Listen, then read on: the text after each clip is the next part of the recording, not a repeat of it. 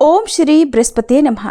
बृहस्पति देव को देवताओं के गुरु के रूप में जाना जाता है, जो ज्ञान, विवेक और धर्म के मार्ग पर चलने की प्रेरणा देते हैं।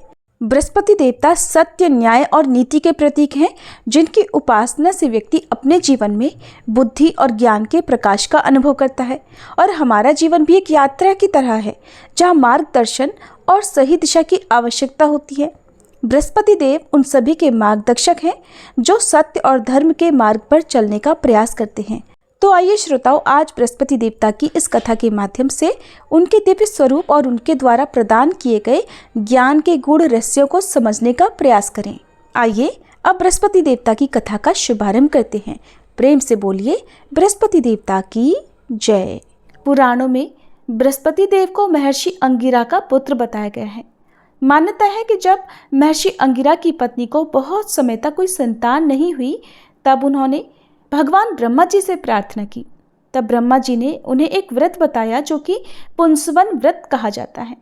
इसके बाद महर्षि अंगिरा की पत्नी ने इस व्रत की पूरी जानकारी श्री सनत कुमारों से लेकर अपना पुंसवन व्रत पूर्ण किया, जिसके पुण्य प्रताप से उन्हें एक बहुत ही तेजस्वी संतान की प्राप्ति हुई, जिन्हें ही बृहस्पति के नाम से जाना जाता है।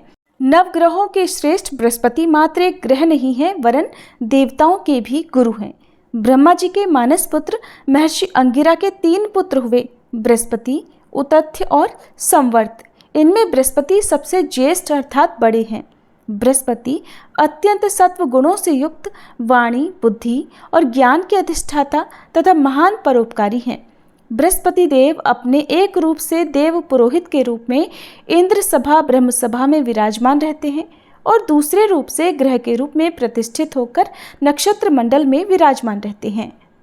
बृहस्पति देव के देवताओं के गुरु बनने के पीछे एक अत्यंत सुंदर कथा स्कंद पुराण में वर्णित है, जिसके अनुसार एक समय देवगुरु बृहस्पति ने काशी में शिवलिंग की स्थापना कर घोर तपस्या की। तपस्या करते हुए 10,000 वर्ष बीत गए। तब महादेव उस शिवलिंग से प्रकट हुए और बृहस्पति जी से कहने लगे, मैं तुम्हारी तपस्या से प्रसन्न हूँ, अपना अभीष्ट वर मांगो। अपने सामने उन अत्यंत प्रकाशवान तेजोमय शिव को देखकर बृहस्पति उनकी स्तुति करने लगे कि हे जगन्नाथ, आप त्रिगुणातीत, जरा मरण से रहित, त्रिजगन्मय, भक्तों का उद्धार करने वाले और शरणागत वत्सल हैं। आपके दर्शनों से ही मैं कृतकृत्य हो गया हूँ। मेरी समस्त कामनाएं पूरी हो गई हैं, अतः अब कुछ भी अप्राप्त नहीं रह गया। बृहस्पति की ऐसी स्तुति सुनकर महादेव ने और भी अधिक प्रसन्न होकर उन्हें अनेक वर दिए और कहा, हे अंगिरस, तुमने बृहत अर्थात बड़ा तप किया है, इसलिए तुम इंद्रादि देवों के पालक तथा ग्रहों में पूज्य हो जाओगे और तुम्हारा नाम बृहस्पति होगा। महादेव ने आगे कहा, हे ग्रहाधीश, तुम बड़े वक्ता और विद्वान हो, इसलिए तुम्हारा नाम वाचस्पति भी होगा। जो प्राणी तुम्हारे द्वारा स्थापित इस बृहस्पतिश्वर लिंग की आराधना करेगा और तुम्हारे द्वारा की गई स्तुति का पाठ करेगा, उसे मनोवांछित फल प्राप्त होगा तथा ग्रह जनित कोई अन्य बाधा उसे पीड़ित नहीं करेगी। इतना कहकर महादेव ने सभी देवताओं को बुलाकर बृहस्पति जी को देवाचार्य तथा देवगुरु के पद पर प्रतिष्ठित कर दिया।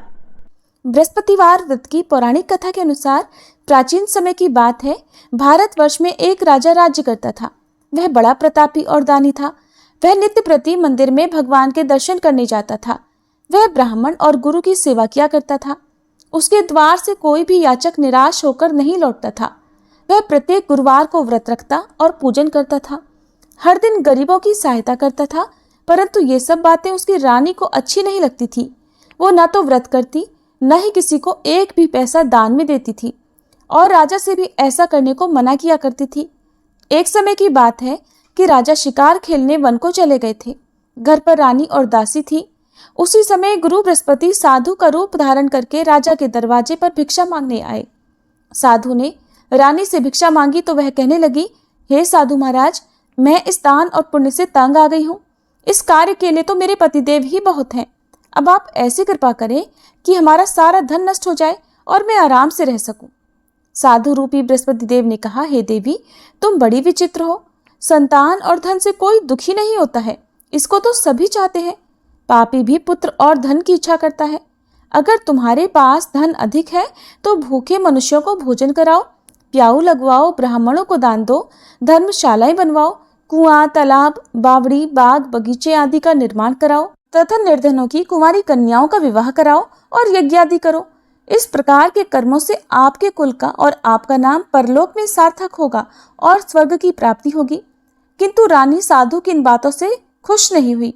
उसने कहा, हे साधु महाराज, मुझे ऐसे धन की बिल्कुल आवश्यकता नहीं जिसको मैं अन्य लोगों को दान दूं या जिसको रखने और संभालने में ही मेरा सारा समय नष्ट हो जाए। तब साधु ने कहा, हे देवी, अगर तुम्हारी ऐसी ही इच्छा है तो जैसा मैं तुम्हें बताता हूँ तुम वैसा ही करना। बृहस्पतिवार के दिन घर को गोबर से लीपना, अपने केशों को पीली मिट्टी से धोना, राजा से कहना वह दाढ़ी कटवाए, भोजन में मांस मदिरा खाना, कपड़ा धोबी के यहाँ धुलने देना। इस प्रकार 7 बृहस्पतिवार करने से तुम्हारा सब धन नष्ट हो जाएगा। ऐसा कहकर साधु महाराज रूपी बृहस्पति देव अंतर्ध्यान हो गए। रानी ने साधु के कहे अनुसार 7 बृहस्पतिवार तक वैसा ही करने का विचार किया। साधु के बताए अनुसार कार्य करते हुए केवल 3 बृहस्पतिवार ही बीते थे कि उसकी समस्त धन संपत्ति नष्ट हो गई। भोजन के लिए दोनों समय परिवार तरसने लगा तथा सांसारिक भोगों से दुखी रहने लगा। तब वह राजा रानी से कहने लगा, हे रानी, तुम यहाँ पर रहो, मैं दूसरे देश को जाता हूँ, क्योंकि यहाँ पर मुझे सभी मनुष्य जानते हैं, इसलिए मैं यहाँ कोई काम नहीं कर सकता। मैं परदेश जा रहा हूँ, वहाँ कोई काम धंधा करूँगा, शायद हमारे भाग्य बदल जाएं। ऐसा कहकर राजा परदेश चला गया। वह वहाँ जंगल से लकड़ी काट कर लाता और शहर में बेचता। इस तरह जीवन व्यतीत करने लगा। इधर राजा के बिना रानी और दासियां दुखी रहने लगी। किसी दिन भोजन मिलता और किसी दिन जल पीकर ही रह जाती। एक बार रानी और दासियों को 7 दिन तक बिना भोजन के रहना पड़ा तो रानी ने अपनी दासी से कहा, हे दासी, यहाँ पास ही के नगर में मेरी बहन रहती है, वह बड़ी धनवान है, तू उसके पास जा और वहां से 5 सेर बेझर मांग कर ले आ, जिससे कुछ समय के लिए गुजर हो जाएगा। दासी रानी की बहन के पास गई। रानी की बहन उस समय पूजा कर रही थी। दासी ने रानी की बहन से कहा, हे रानी, मुझे आपकी बहन ने भेजा है, मुझे 5 सेर बेझर दे दो। दासी ने ये बात अनेक बार कही, परंतु रानी की बहन ने कोई उत्तर नहीं दिया, क्योंकि उस समय वह बृहस्पतिवार की कथा सुन रही थी। जब दासी को रानी की बहन से कोई उत्तर नहीं मिला तो वह बहुत दुखी हुई। उसे क्रोध भी आया। वह लौटकर रानी से बोली, हे रानी, आपकी बहन तो बहुत ही घमंडी है, वह तो छोटे लोगों से बात भी नहीं करती। मैंने उससे बहुत बार कहा लेकिन उसने कोई उत्तर नहीं दिया। मैं वापस चली आई। रानी बोली, हे दासी, इसमें उसका कोई दोष नहीं है। जब बुरे दिन आते हैं तब कोई सहारा नहीं देता। अच्छे बुरे का पता विपत्ति में ही लगता है। अब तो जो ईश्वर की इच्छा होगी वही होगा। ये सब हमारे भाग्य का दोष है। उधर रानी की बहन ने सोचा कि मेरी बहन की दासी आई थी, परंतु मैं उससे नहीं बोली, इससे वह बहुत दुखी हुई होगी। अतः कथा सुनकर और विष्णु भगवान का पूजन समाप्त कर वह अपनी बहन के घर आई और कहने लगी, हे बहन, मैं बृहस्पतिवार का व्रत कर रही थी, तुम्हारी दासी हमारे घर गई थी, परंतु जब तक कथा होती है तब तक हम लोग न उठते हैं और न बोलते हैं, इसलिए मैं नहीं बोली। कहो दासी क्यों गई थी? रानी बोली, बहन, हमारे घर अनाज नहीं था, वैसे तुमसे कोई बात छिपी नहीं है, इस कारण मैंने दासी को तुम्हारे पास 5 सेर बेझर लेने के लिए भेजा था। रानी की बहन बोली, बहन देखो, बृहस्पति भगवान सबकी मनोकामनाएं पूर्ण करते हैं, देखो शायद तुम्हारे घर में अनाज रखा हो। ये सुनकर दासी घर के अंदर गई तो वहां उसे एक घड़ा बेझर का मिल गया। उसे बड़ी हैरानी हुई, क्योंकि उसने एक एक बर्तन देख लिया था। उसने बाहर आकर रानी को बताया। दासी अपनी रानी से कहने लगी, हे रानी, देखो, वैसे हमको जब अन्न नहीं मिलता तब हम रोज व्रत ही तो करते हैं। अगर इनसे व्रत की विधि और कथा पूछ ली जाए तो उसे हम भी किया करेंगे। दासी के कहने पर रानी ने अपनी बहन से बृहस्पतिवार व्रत के बारे में पूछा। उसकी बहन ने बताया, हे रानी बहन, बृहस्पतिवार को सूर्योदय से पहले उठकर स्नान करके बृहस्पतिवार का व्रत करना चाहिए, लेकिन उस दिन सिर नहीं धोना चाहिए। बृहस्पतिवार के व्रत में चने की दाल और मुनक्का से विष्णु भगवान का केले के वृक्ष की जड़ में पूजन करें तथा दीपक जलावे। उस दिन एक ही समय भोजन करें। भोजन पीले खाद्य पदार्थ का करें और कथा सुने। इस प्रकार करने से गुरु भगवान प्रसन्न होते हैं, अन्न पुत्र धन देते हैं, मनोकामना पूर्ण करते हैं। व्रत और पूजन की विधि बताकर रानी की बहन अपने घर लौट गई। रानी और दासी दोनों ने निश्चय किया कि बृहस्पति देव भगवान का पूजन जरूर करेंगे। 7 दिन बाद जब बृहस्पतिवार आया तो उन्होंने व्रत रखा। घुड़साल में जाकर चना और गुड़ बीन लाई तथा उसकी दाल से केले की जड़ तथा विष्णु भगवान का पूजन किया। अब पीला भोजन कहाँ से आए? दोनों बड़ी दुखी हुई, परंतु उन्होंने व्रत किया था, इस कारण बृहस्पति देव भगवान प्रसन्न थे। एक साधारण व्यक्ति के रूप में वे 2 थालों में सुंदर पीला भोजन लेकर आए और दासी को देकर बोले, हे दासी, ये भोजन तुम्हारे और रानी के लिए है, तुम दोनों कर लेना।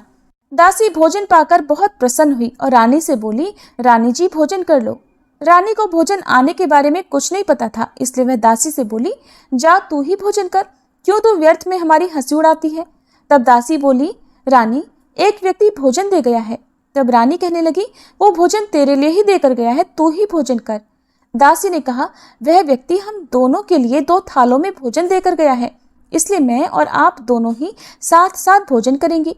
फिर दोनों ने गुरु भगवान को नमस्कार कर भोजन किया। उसके बाद से वे प्रत्येक बृहस्पतिवार को गुरु भगवान का व्रत और पूजन करने लगी।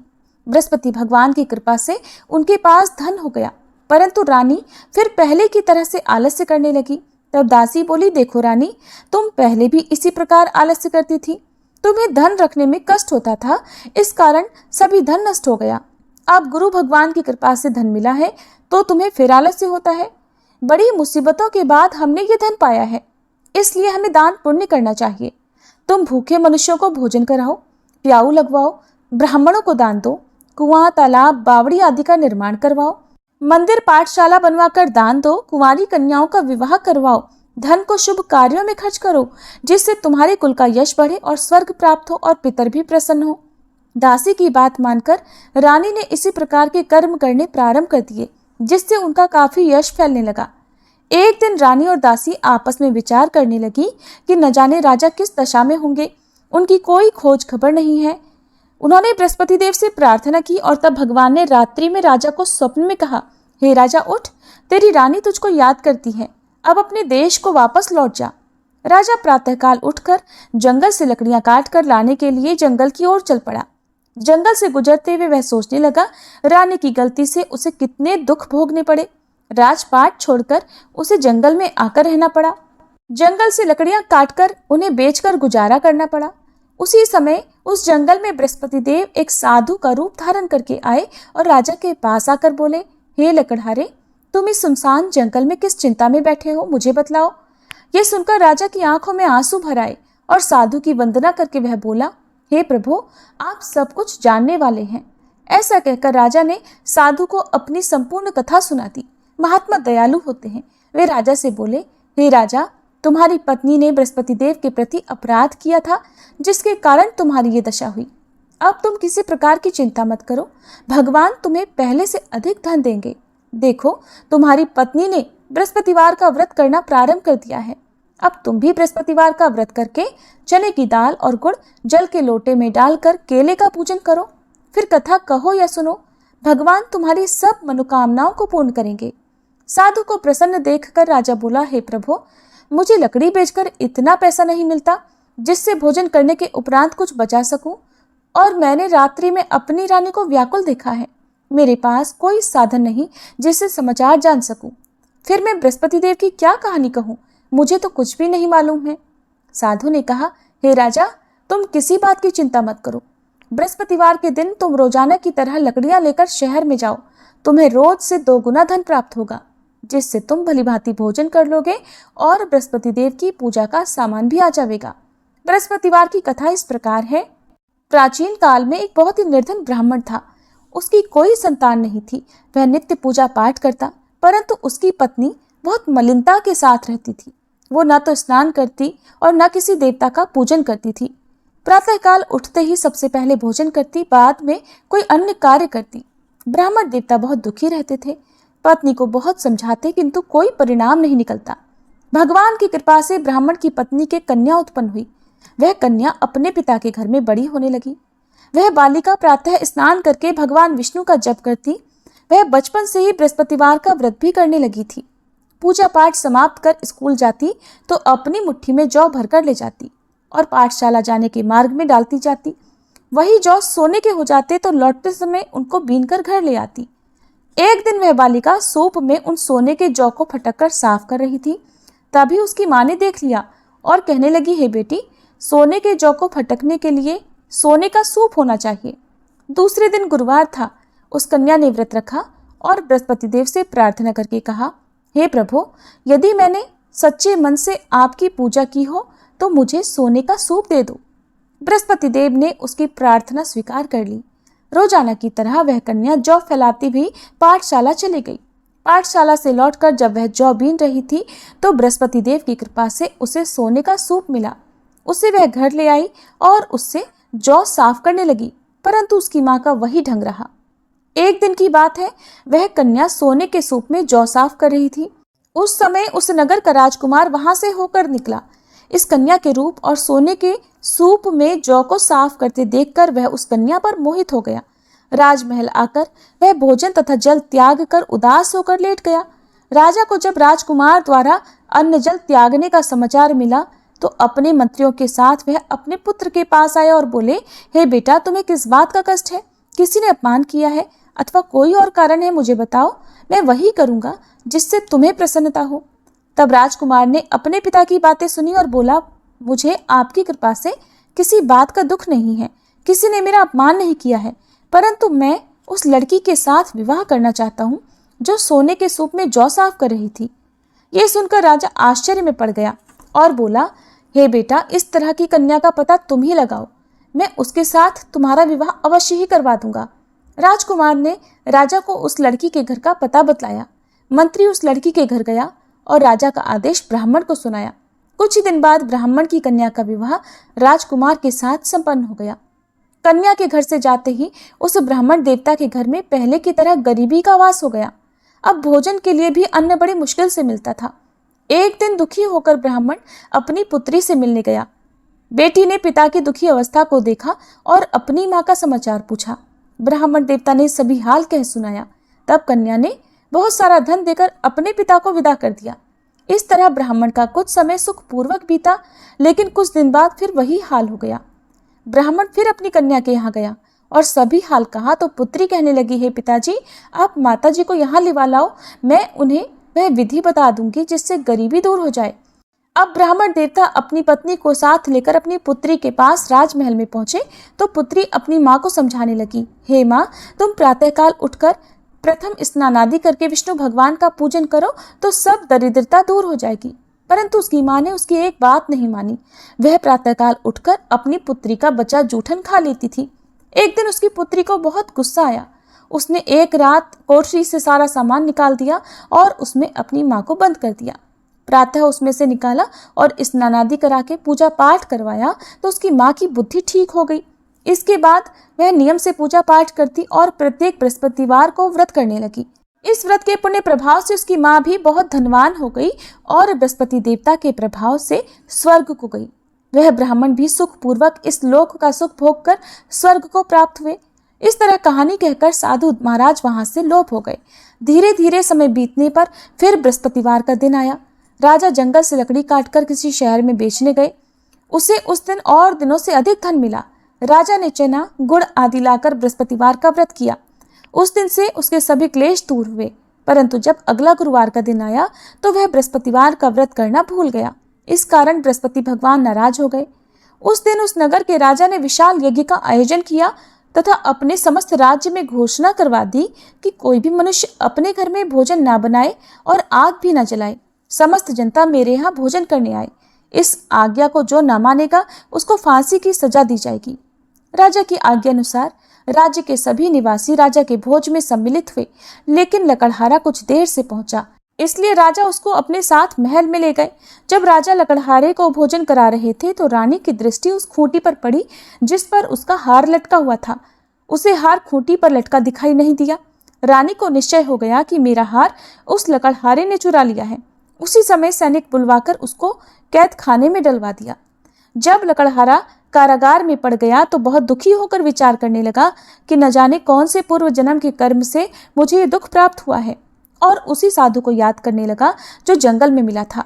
तत्काल बृहस्पति देव साधु के रूप में प्रकट हो गए और उसकी दशा को देखकर कहने लगे, अरे मूर्ख, तूने बृहस्पति देवता की कथा नहीं की, इस कारण तुझे दुख प्राप्त हुआ है। अब चिंता मत कर, बृहस्पतिवार के दिन कारागार के दरवाजे पर 4 पैसे पड़े मिलेंगे। उनसे तू बृहस्पति देव की पूजा करना तो तेरे सभी कष्ट दूर हो जाएंगे। अगले बृहस्पतिवार उसे कारागार के द्वार पर 4 पैसे पड़े मिले। राजा ने पूजा का सामान मंगवाकर कथा कही और प्रसाद बांटा। उसी रात्रि को बृहस्पति देव ने उस नगर के राजा को स्वप्न में कहा, हे राजा, तूने जिस आदमी को कारागार में बंद करा दिया है वह निर्दोष है, वह राजा है, उसे छोड़ देना। रानी का हार उसी खूंटी पर लटका हुआ है। अगर तू ऐसा नहीं करेगा तो मैं तेरे राज्य को नष्ट कर दूंगा। राजा प्रातःकाल उठा और खूंटी पर हार टंगा देखकर लकड़हारे को बुलाकर क्षमा मांगी तथा राजा के योग्य सुंदर वस्त्र आभूषण भेंट कर उसे विदा किया। गुरुदेव की आज्ञा अनुसार राजा अब अपने नगर को चल दिया। राजा जब नगर के निकट पहुंचा तो उसे बड़ा ही आश्चर्य हुआ। नगर में पहले से अधिक बाग, तालाब और कुएं तथा बहुत सी धर्मशाला, मंदिर आदि बने हुए हैं। राजा ने पूछा कि ये किसका बाग और धर्मशाला है? तब नगर के सब लोग कहने लगे, ये सब रानी और दासी द्वारा बनवाए गए हैं। राजा को आश्चर्य हुआ और गुस्सा भी आया। जब रानी ने खबर सुनी कि राजा आ रहे हैं तो उसने अपनी दासी से कहा, हे दासी, देख, राजा हमको कितनी बुरी हालत में छोड़ गए थे। वह हमारी ऐसी हालत देख कर लौट ना जाए, इसलिए तो दरवाजे पर खड़ी हो जा। रानी की आज्ञा अनुसार दासी दरवाजे पर खड़ी हो गई। जब राजा आए तो उन्हें अपने साथ महल में लिवा लाई। तब राजा ने क्रोध करके अपनी तलवार निकाली और पूछने लगा, बताओ, ये धन तुम्हें कैसे प्राप्त हुआ है? तब रानी ने बताया, हमें ये सब धन बृहस्पति देव के व्रत के प्रभाव से प्राप्त हुआ है। राजा ने तब निश्चय किया कि 7 रोज बाद तो सभी बृहस्पति देव का पूजन करते हैं, परंतु मैं रोजाना दिन में 3 बार कथा कहा करूंगा तथा रोज व्रत किया करूंगा। अब हर समय राजा के दुपट्टे में चने की दाल बंधी रहती तथा दिन में 3 बार वह कथा कहता। एक दिन राजा ने विचार किया कि चलो अपनी बहन के यहाँ हो आवे। इस तरह का निश्चय कर राजा घोड़े पर सवार होकर अपनी बहन के यहाँ चल पड़ा। रास्ते में उसने देखा कि कुछ आदमी एक मुर्दे को लिए जा रहे हैं। उन्हें रोक कर राजा कहने लगा, अरे भाइयों, मेरी बृहस्पतिवार की कथा सुन लो। वे बोले, लो, हमारा तो आदमी मर गया है, इसको अपनी कथा की पड़ी है। परंतु कुछ आदमी बोले, अच्छा कहो, हम तुम्हारी कथा भी सुनेंगे। राजा ने दाल निकाली और कथा कहनी शुरू कर दी। जब कथा आधी हुई तो वह मुर्दा हिलने लगा और जब कथा समाप्त हुई तो राम राम करके वह मनुष्य खड़ा हो गया। राजा आगे बढ़ा, उसे चलते चलते शाम हो गई। आगे मार्ग में उसे किसान खेत में हल चलाता मिला। राजा उससे बोला, अरे भैया, तुम मेरी बृहस्पतिवार की कथा सुन लो। किसान बोला, जब तक मैं तेरी कथा सुनूंगा तब तक 4 हरैया जोत लूंगा। जा अपनी कथा किसी और को सुनाना। राजा आगे चलने लगा। राजा के हटते ही बैल पछाड़ खाकर गिर गए तथा किसान के पेट में बहुत जोर से दर्द होने लगा। उसी समय किसान की माँ रोटी लेकर आई। उसने जब ये देखा तो अपने पुत्र से सब हाल पूछा। बेटे ने सभी हाल बता दिया। बुढ़िया दौड़ी दौड़ी उस घुड़सवार के पास गई और उससे बोली, मैं तेरी कथा सुनूंगी, तू अपनी कथा मेरे खेत पर ही चलकर कहना। राजा ने लौटकर बुढ़िया के खेत पर जाकर कथा कही, जिसके सुनते ही बैल खड़े हो गए और किसान के पेट का दर्द भी बंद हो गया। अब राजा अपनी बहन के घर पहुंच गया।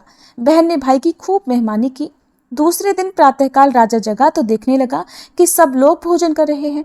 राजा ने अपनी बहन से पूछा कि ऐसा कोई मनुष्य है जिसने भोजन ना किया हो, जो मेरी बृहस्पतिवार की कथा सुन ले?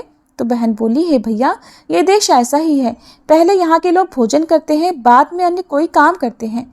अगर पड़ोस में कोई हो तो देख कर आती हूँ। ऐसा कहकर बहन देखने चली, परंतु उसे कोई भी ऐसा व्यक्ति नहीं मिला जिसने भोजन नहीं किया हो। फिर वह एक कुम्हार के घर गई जिसका लड़का बीमार था। उसे पता चला कि उसके यहाँ 3 दिन से किसी ने भोजन नहीं किया है। रानी ने अपने भाई की कथा सुनने के लिए कुम्हार से कहा तो वह तैयार हो गया। तब राजा ने जाकर बृहस्पतिवार की कथा कही, जिसको सुनकर उसका लड़का ठीक हो गया। अब तो राजा की प्रशंसा होने लगी। एक दिन राजा ने अपनी बहन से कहा, हे बहन, अब मैं अपने घर जाऊंगा, तुम भी तैयार हो जाओ। राजा की बहन ने अपनी सास से अपने भाई के साथ जाने की आज्ञा मांगी तो सास बोली, चली जा, परंतु अपने लड़कों को मत ले जाना, क्योंकि तेरे भाई की कोई संतान नहीं होती है। बहन ने अपने भाई से कहा, हे भैया, मैं तो चलूंगी, परंतु कोई बालक नहीं जाएगा। राजा ने कहा, जब कोई बालक नहीं चलेगा तब तुम भी जाकर क्या करोगी? फिर दुखी मन से राजा अपने नगर को लौट आया। राजा ने अपनी रानी से कहा, हम निसंतान हैं, इसलिए हमारे घर आना कोई पसंद नहीं करता। हम निर्वंशी राजा हैं। ऐसा कहकर वह बिना भोजन आदि किए शैया पर लेट गया। रानी बोली, हे प्रभु, बृहस्पति देव ने हमें सब कुछ दिया है, वे हमें संतान भी अवश्य देंगे। उसी रात बृहस्पति देव ने राजा को स्वप्न में कहा, हे राजा, उठ, सभी सोच त्याग दे, तेरी रानी गर्भ से है। राजा को यह जानकर बड़ी प्रसन्नता हुई। 9वें महीने रानी के गर्भ से एक सुंदर पुत्र पैदा हुआ। जब राजा की बहन ने यह शुभ समाचार सुना तो वह बहुत खुश हुई तथा बधाई लेकर अपने भाई के यहाँ आई। तभी रानी ने कहा, घोड़ा चढ़कर तो नहीं आई, गधा चढ़ी आई। राजा की बहन बोली, भाई, मैं इस प्रकार न कहती तो तुम्हें संतान कैसे मिलती? बृहस्पति देव ऐसे ही हैं, जिसके मन में जो कामनाएं रहती हैं सभी को पूर्ण करते हैं। जो सद्भावना पूर्वक बृहस्पतिवार का व्रत करता है और कथा पढ़ता है अथवा सुनता है, दूसरों को सुनाता है, बृहस्पति देव उसकी सभी मनोकामनाएं पूर्ण करते हैं। बृहस्पति देव उनकी सदैव रक्षा करते हैं। जो संसार में सद्भावना और सच्चे मन से बृहस्पति देव का पूजन करते हैं, उनकी सभी मनोकामनाएं उसी प्रकार पूर्ण होती हैं जैसे रानी और राजा ने बृहस्पति देव की कथा का गुणगान किया, उनकी सभी इच्छाएं बृहस्पति देव ने पूर्ण की। मनुष्य को हृदय से उनका मनन करते हुए जयकार करनी चाहिए। प्रेम से बोलिए बृहस्पति देवता की जय। ये थी बृहस्पतिवार व्रत कथा। अब सुनिए आरती। ओम जय बृहस्पति देवा, स्वामी जय बृहस्पति देवा, छिन छिन भोग लगाऊं कदली फल मेवा। ओम जय बृहस्पति देवा, तुम पूर्ण परमात्मा, तुम अंतर्यामी, स्वामी तुम अंतर्यामी। जगत पिता जगदीश्वर, जगत पिता जगदीश्वर, तुम सबके स्वामी। ओम जय बृहस्पति देवा। चरणामृत निज निर्मल, सब पातक हरता, स्वामी सब पातक हरता। सकल मनोरथ दायक, सकल मनोरथ दायक, कृपा करो भरता। ओम जय बृहस्पति देवा। तन मन धन अर्पण कर, जो जन शरण पड़े, स्वामी जो जन शरण पड़े। प्रभु प्रकट तब होकर, प्रभु प्रकट तब होकर, आकर द्वार खड़े। ओम जय बृहस्पति देवा। दीन दयाल दयानिधि, भक्तन हितकारी, स्वामी भक्तन हितकारी। पाप दोष सब हरता, पाप दोष सब हरता, भव बंधन हारी। ओम जय बृहस्पति देवा। सकल मनोरथ दायक, सब संशय तारो, स्वामी सब संशय तारो। विषय विकार मिटाओ, विषय विकार मिटाओ, संतन सुखकारी। ओम जय बृहस्पति देवा। जो कोई आरती तेरी प्रेम सहित गावे, स्वामी प्रेम सहित गावे। ज्येष्ठानंद बंद सो सो निश्चय पावे। ओम जय बृहस्पति देवा। ओम जय बृहस्पति देवा, स्वामी जय बृहस्पति देवा। छिन छिन भोग लगाऊं कदली फल मेवा। ओम जय बृहस्पति देवा।